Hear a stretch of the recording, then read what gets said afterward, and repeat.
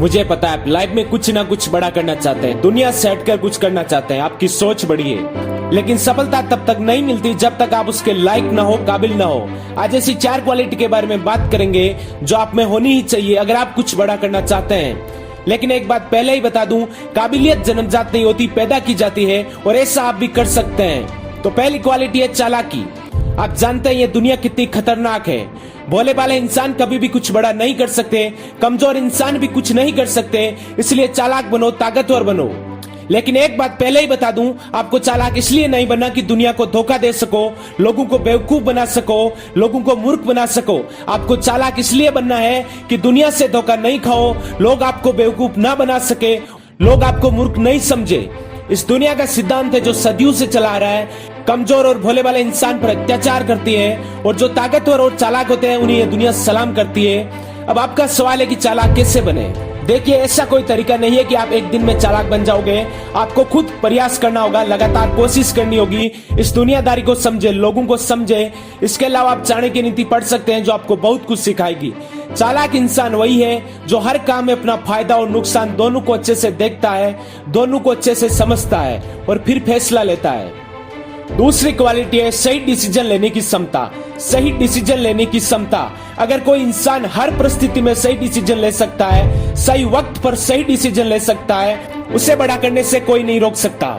Leadership की सबसे बड़ी क्वालिटी होती है डिसीजन लेना, जो विपरीत परिस्थितियों में भी सही डिसीजन लेने में माहिर होते हैं। इसलिए अगर आपको कुछ बड़ा करना है तो सही डिसीजन लेना सीखे। डिसीजन लेते वक्त 2 बातें हमेशा याद रखें। पहली बात, डिसीजन सोच समझ कर ले, लाभ और हानि दोनों को देखे, परिस्थितियों को बिना डरे ध्यान से समझे, हर एक पहलू को ध्यान से देखे। दूसरी बात, डिसीजन लेते वक्त ज्यादा टाइम ना लगे। आपको कम वक्त में सही डिसीजन लेना सीखना होगा, तभी आप कुछ बड़ा कर पाएंगे। तीसरी क्वालिटी है रिस्क लेने की क्षमता।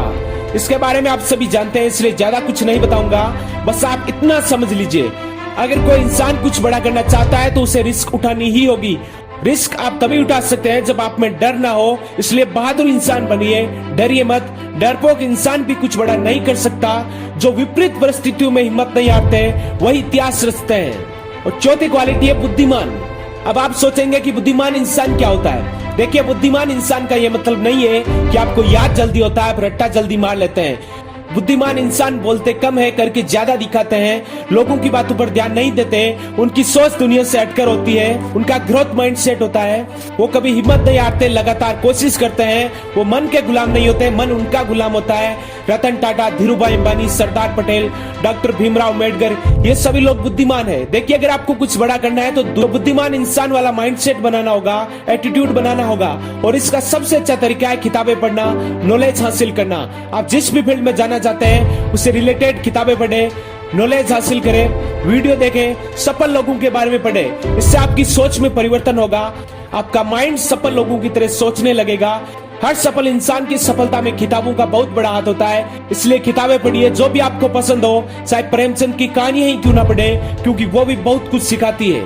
तो एक बार पुनः इन क्वालिटी को देख लेते हैं। पहली बात, चालाक बने। दूसरी बात, सही डिसीजन लेना सीखे। और तीसरी बात, रिस्क लेना सीखे। और चौथी बात, बुद्धिमान इंसान बने।